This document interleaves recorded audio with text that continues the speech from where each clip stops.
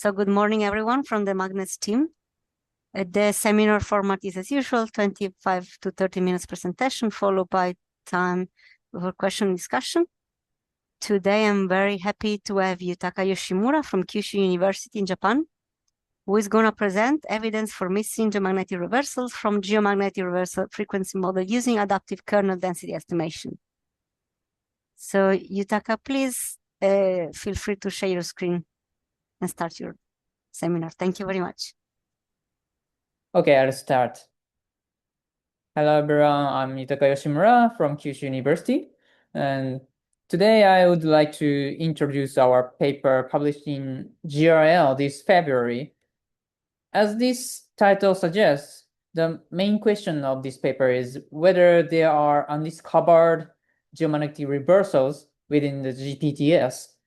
Our approach involves treating the reversal ages recorded in GPTS as a sequence of events and estimating the time-varying reversal frequency using adaptive bandwidth kernel density estimation. A particularly interesting aspect of this study is that beyond simply estimating the reversal frequency, we examine how the estimated frequency curve changes when four recently discovered reversals are added to the GPTS dataset. This leads to a discussion on the potential to identify unknown reversals based on the troughs in the frequency curve. First, let me provide some background of GPTS. GPTS serves as a fundamental references for magnetostratigraphic dating, whether of sedimentary and volcanic rocks or marine magnetic anomalies. A crucial point is that geomagnetic reversals do not occur at a constant frequency. For example, while the Jurassic period show in very frequent reversals, the Cretaceous period included an interval known as the Cretaceous Normal Superchron, during which almost no reversal occurred for tens of millions of years. Such variations in reversal frequency in long term, spanning tens of millions of years, occur on timescales far longer than convective overturning time of the outer core. Consequently, it has been hypothesized that long-term variations in the heat flux across the core mantle boundary, driven by mantle convection, alter the reversal regime of the geodynamo. Thus, as reversal frequency itself can serve as an observable parameter for reconstructing long-term changes within the deep Earth interior. This version makes the distribution, specifically the clustering and spacing of reversal events, easier to visualize by removing the geomagnetic polarity information from the previous figure in the previous slide. We use these data for kernel density estimation. I introduced some previous studies. This represents the reversal frequency estimated by McFadden and Merrill 2000 using the data on cron lengths available at that time. They evaluated the long-term changes geomagnetic reversal frequency over the past 160 million years. In their approach, a sliding window comprising 50 consequent polarity interval was used to calculate the mean duration with the reversal rate lambda defined as reciprocal of this value.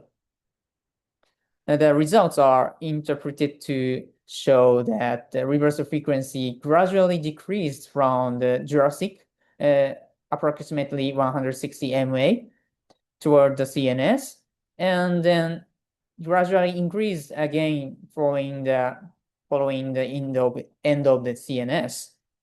toward the present time. And this presents the reversal frequency estimated by the Constable 2000 using adaptive kernel density estimation. Here is the estimate of geomagnetic reversal frequency by Constable 2000, and she treated geomagnetic reversals as a non-stationary renewal process with a time-varying occurrence rate and estimated continuous reversal rates like this curve using AKDE. It's adaptive KDE using rather than the conventional fixed width moving window like McFadden and Merrill.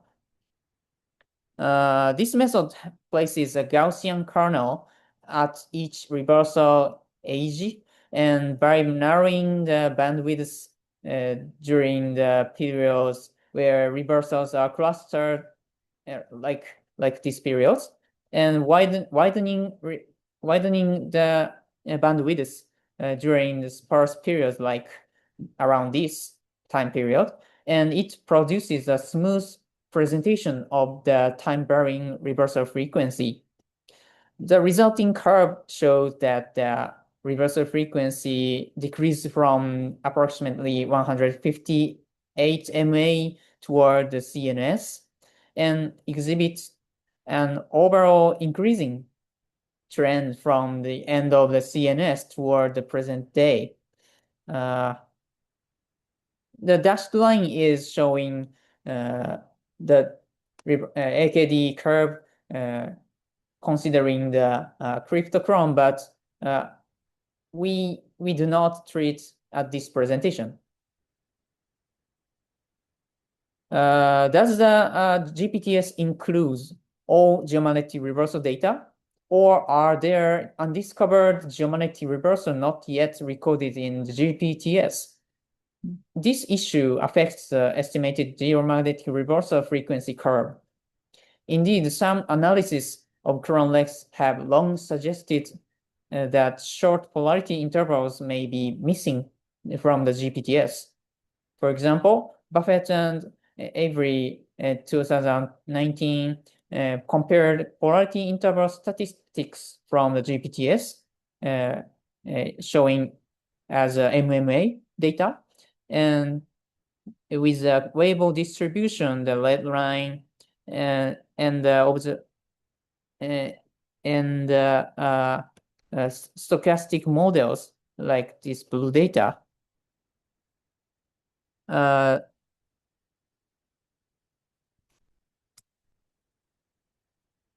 The observational data like this primarily indicated the shape of parameter of K larger than one zone like this, and implying the scarcity of short polarity intervals. And conversely, stochastic dipole models show that the increasing temporal resolution leads toward this direction, leads to appearance of numerical short polarity intervals like this area, shifting the parameter toward the K smaller than the 1. In other words, short reversals may actually exist but go undetected due to the temporal resolution limits of marine magnetic anomaly records. Addressing this issue, we searched for the missing reversals by examining frequency troughs in the adaptive KDE. The Lima-Rimo reversals serves as crucial data for this study. Research combining high-resolution paleomagnetic measurements and argon-argon dating on Oligocene flood basalts in Ethiopia here has identified 4 polarity intervals not included in the conventional GPTS.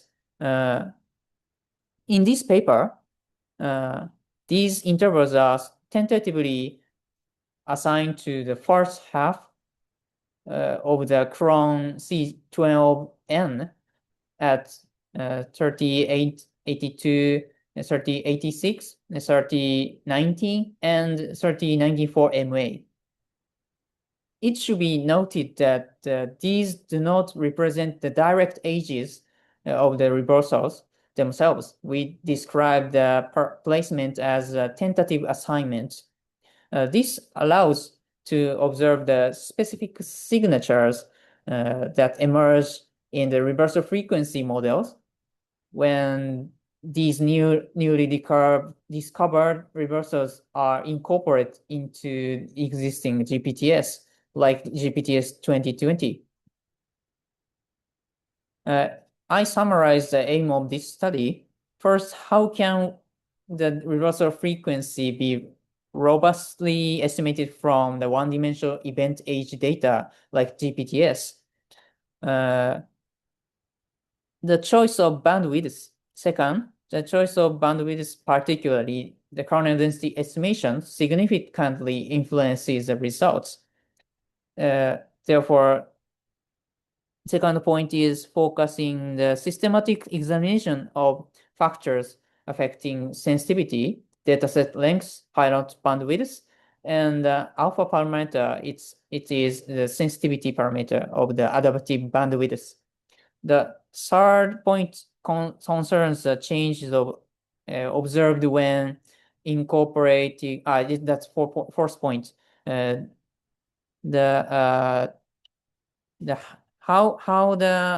does the reversal frequency curve change when incorporating the limit reversals? And finally, the discussion extends to whether the local troughs in the frequency curve can serve as an indicator of the missing reversals. It is related to this fifth point morphology of the frequency curve. The input data is the GPTS 2020 by OG 2020. The time span covers the period from the present day to 155 MA. Geomagnetic excursions are excluded, and only polarity reversals boundaries are treated as point events. And technical issue specific to KDE is boundary effects. At the end of the time series, like these periods, the kernel extends beyond the data range, causing the frequency to be the artificially underestimated bias. We soften these biases by reflecting these data sets at the boundaries following Jones 1993.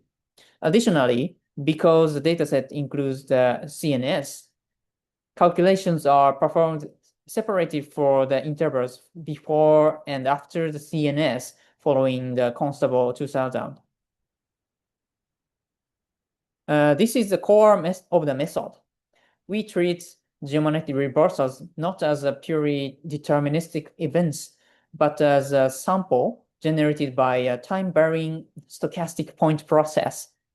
We then estimate the underlying event rate, the reversal frequency, non-parametrically from the set of the reversal time. And in the standard KDE process, a kernel function is placed at each event. Please see this figure. This is example of the kernel density estimation. The cross plot is the data, and these dashed function, dashed probability function is kernel functions, and the sum of these functions showing the KDE, kernel density estimation. And the bandwidth H is crucial parameter. The small showing here, and small h reveals the fine scale structure in the KDE, but makes the estimate sensitive to noise. Conversely, a large h yields a stable estimate but washes out the fine scale structures in the AKDE curve. Therefore, rather than selecting the bandwidth arbitrarily, a fundamental approach is to choose the bandwidth so as to minimize the mean integrated squared error, MISE, defined as the expected value of the squared error between estimated density and the unknown true density, integrated over time. However, since the MISE involves the true density, FT, of course, it is impossible to calculate the MISE itself directly from the observed data. Consequently, the standard practice is to approximate the MISE using some method and then select the bandwidths that minimize the approximated MISE. This is where adaptive KDE is used. The standard KDE employs the same bandwidth across all time periods. However, reversal frequency varies significantly over time. In adaptive KDE, a pilot density is required.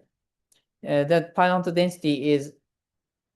KDE is first calculated, and the bandwidth is then the bandwidth in the pilot used in the pilot KDE is called pilot one bandwidth, and then narrowed in the areas of high event density and widened in areas of low density. That's the process of the adaptive bandwidth. And this approach preserves the fine structure during the periods of frequent reversals, while suppressing the excessive noise during the periods with fewer events. The parameter alpha, showing in here, determines the strength of this adaptive bandwidth behavior, showing as adaptive bandwidth factor. Consequently, the key hyperparameter are revealed to be the pilot bandwidth, this one. And in this study, the pilot bandwidth was determined using the Silberman's rule, firstly, employed by the previous study. It is Constable 2000, and the cross-validation method. We approximated the MISE using the least square cross-validation, LSCV, and selected the bandwidth that minimizes this LSCV as the pilot bandwidth. LSCV serves as an approximately unbiased estimator derived from the observed data. So this is of the component of the MISE that depends on the bandwidth. First, I'll show you the results of the adaptive KDE model. Regarding the large-scale structure, adaptive KDE using Silberman's rule effectively reproduces the results of the Constable 2000 showing in the dashed curve. And blue curve is our results. The reversal frequency decreases from around 155 MA toward the CNS and increase again after the CNS. Then from approximately 10 MA to the present, the frequency decreases a little. Thus, at least concerning the first order structure on a time scale of tens of million years, the results remain consistent with previous study of Constable 2000, and despite the updated dataset and implementation. This part can be viewed as a check of the method's reproducibility. We compared the pilot bandwidths determined by the Silberman's rule of thumb and cross-validation pilot bandwidths. The Silberman's rule was used in the previous study in its Constable 2000.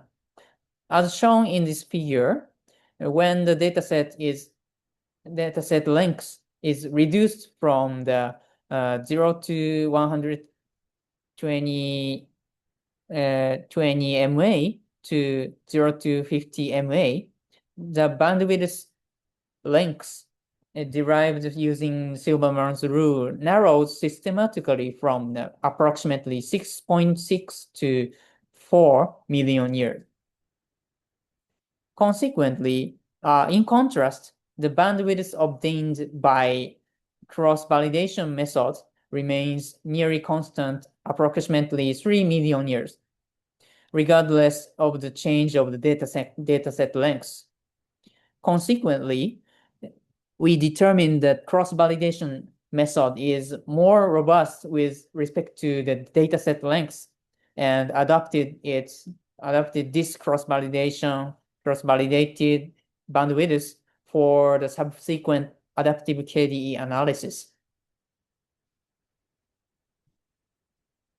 Using a pilot bandwidth derived from the cross-validation method of approximately 3 million years reveals the fine scale structures like this. It shows 4 troughs after the CNS and five peaks also after the CNS. We focused particularly on these 4 troughs observed after the CNS.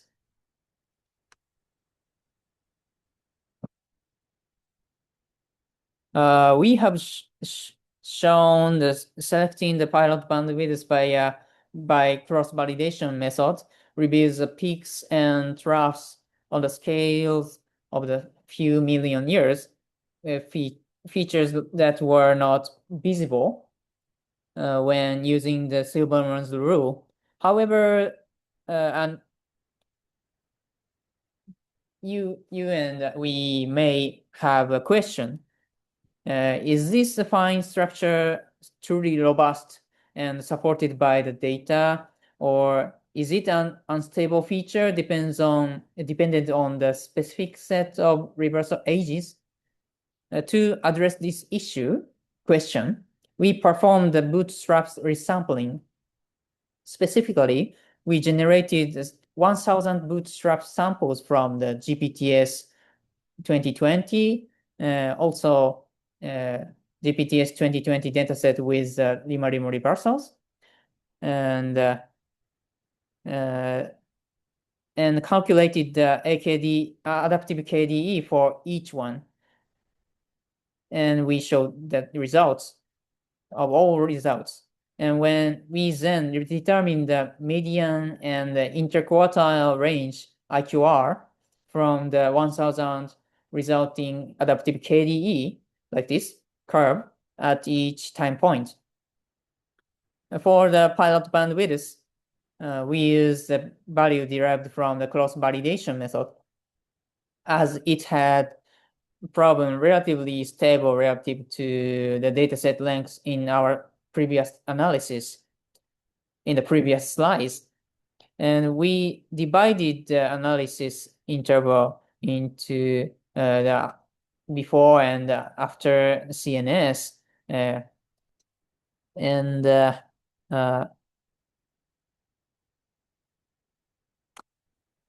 wait a second, and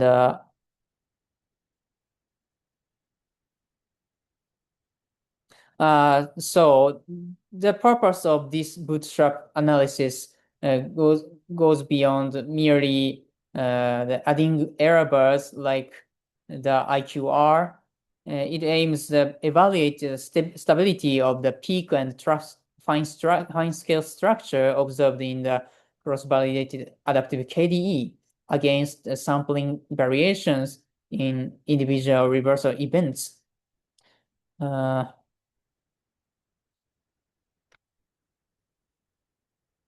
So finally, we obtain this blue solid line and the blue dashed line feature from the bootstrap adaptive KDE. Even when the range of the dashed line is showing interquartile range IQR, even when considering the interquartile range to account for parameter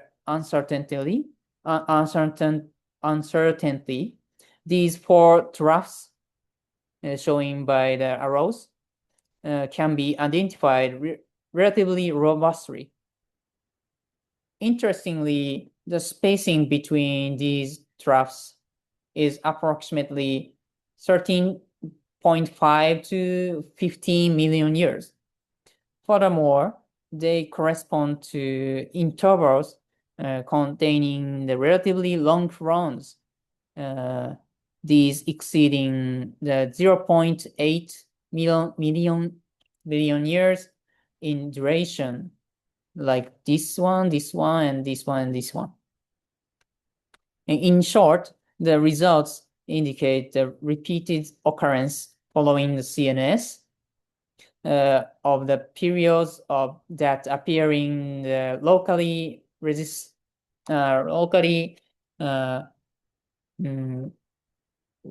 small quality reversals. And now we can come to the most important experiment in this paper.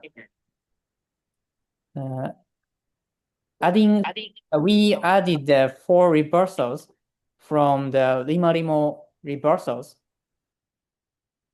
dating to approximately 31 million years ago, like this, and recalculated at the same adaptive KDE. When we conducted this approach, the frequency trough had previously appeared around 32 MA.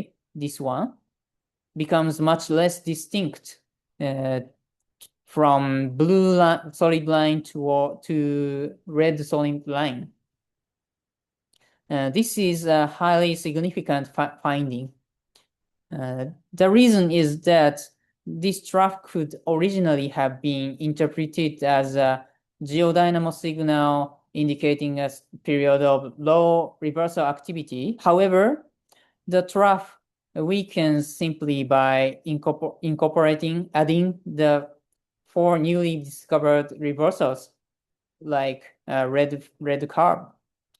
So, in other words, this example suggests that at least part of the frequency trough around 32 million years ago was caused by observational incompleteness rather than the actual geodynamo activity. We now turn to the important interpretation of this paper. When observing frequency trough like this one, there are 2 possibilities. One is physical direct interpretation that the probability of geodynamo reversals has genuinely decreased around these trough zones, but the other is observational interpretation that short polarity intervals from the period was overlooked, making the frequency apparently low due to an incomplete GPTS due to the missing reversals. The fact that 32 million years trough become less pronounced when the Lima-Limo reversals were included, demonstrated in the previous slide. The latter scenario seems to be higher possibility.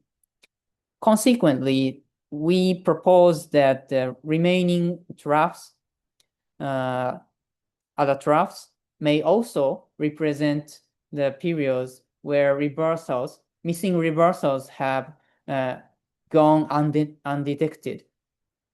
This approach treats adaptive KDE not merely as a tool for frequency reconstruction, but as a diagnostic method for identifying targets for future field studies. This map showing the area corresponds to this trough period. So in future studies, we must re-examine the marine magnetic anomaly distributed in this colored area of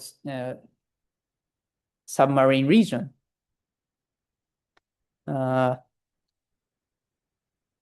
This is our take-home message. First, this study treated geomagnetic reversals as events within non-stationary stochastic point process and estimated reversals frequency using adaptive KDE.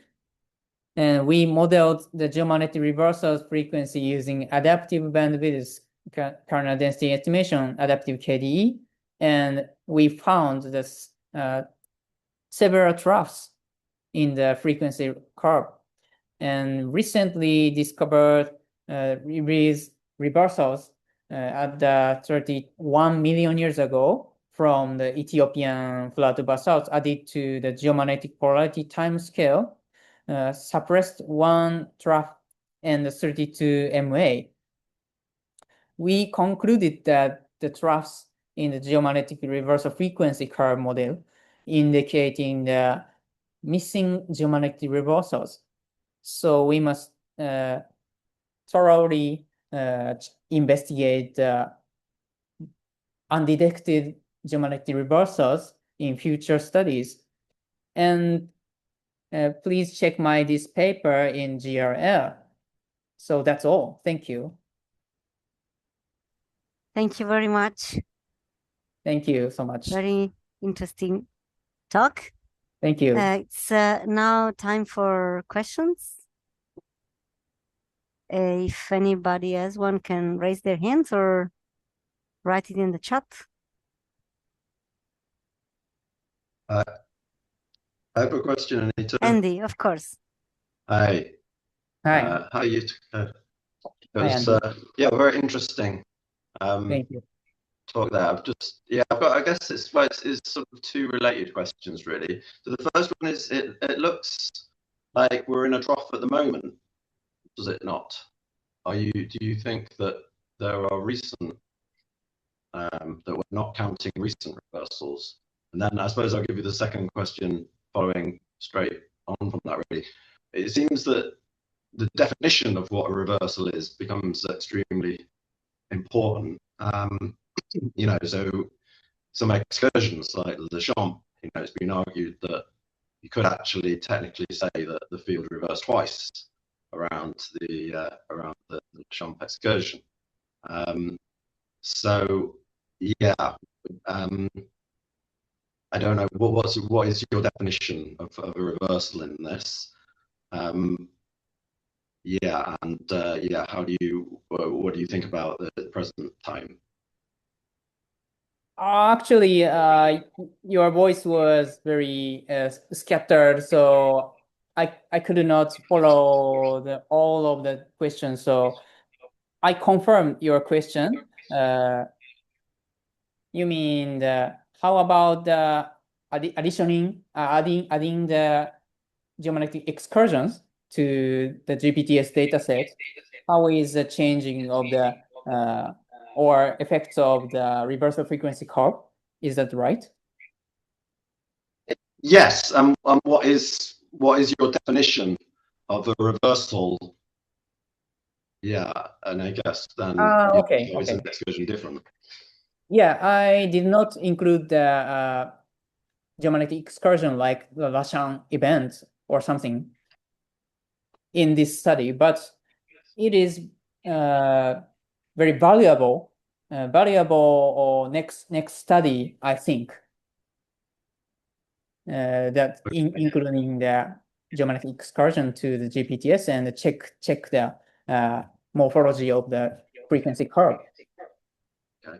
That's important. And could that be an orange arrow missing for around 0 MA on this figure? This one? Yeah. Yeah. What is the point? Sorry, what is the point of your question? The decreasing, yeah.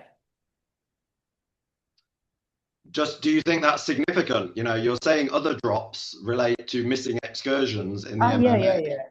So it is right now, are we missing excursions in the very recent MMA? Yeah, that's very Missing interesting point. Yeah, I agree. And because of the boundary effects, we did not strongly claimed that these troughs, but maybe recent days includes the missing reversals. Probably the missing reversals around these recent days is the excursions observed in the Brun chrons or something. Yeah. So the response of the reversal frequency modeling, including considering the Brun cron geomagnetic reversal excursions, is very important in the next step, I think. Okay. Yeah. Right. Thank you. Thank you so much. Thank you.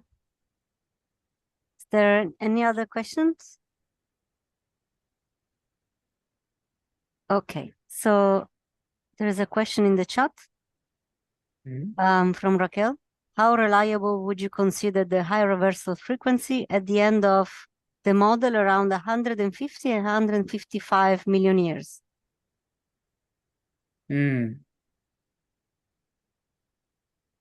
Yeah, this is very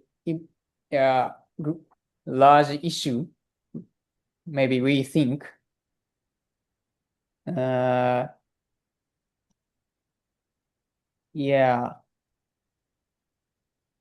that is very difficult problem because the older periods provides us the not so reliable marine magnetic anomaly and variation in the very, very small amplitude in the marine magnetic anomaly observation. So what is, we don't know exactly what is the correct answer of the geomagnetic polarity block model on the interpretation of the Jurassic marine magnetic anomaly. So yeah, I don't know now. I don't know how to validate the higher frequency in the Jurassic period, but maybe I think the possibility of the validate the higher frequency in the Jurassic period, we can use the paleomagnetic field intensity, paleo intensity. So firstly, we must consider the relationship between the reversal frequency and the paleo intensity or partial dipole moments, and conversely, checking the paleo intensity from the Jurassic period, we may be able to validate the true frequency of the reversal frequency during the Jurassic period, maybe. Just okay, thank you. That's short idea. Room for future works. Yeah. There's a follow-up question. Do you think this high frequency is entirely driven by the data, or could there also be some edge effect in the model? Yeah. At the first edge of the Jurassic period, like the right-hand panel. Yes. Yeah, we reflected at this paper for the data set actually. So we believe the edge effect, boundary effect is very small or refrain around this boundary. So yeah, we conducted the boundary effect soften method. Yes. Okay. Thank you. Thank you Now so much. okay. Raquel says thank you. So yeah, thank you for your talk. And your talk with the previous ones, it was gonna be found on YouTube. So thank you very much, everyone, for coming, and see you next time.